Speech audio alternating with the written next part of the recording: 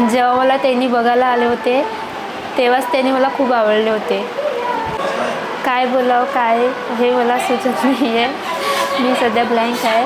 बन के आया बंजर ज़मीं पे मेरे तू बारिशें है लाया लो मना बस तू है तुझी से ही है इश्क मेरा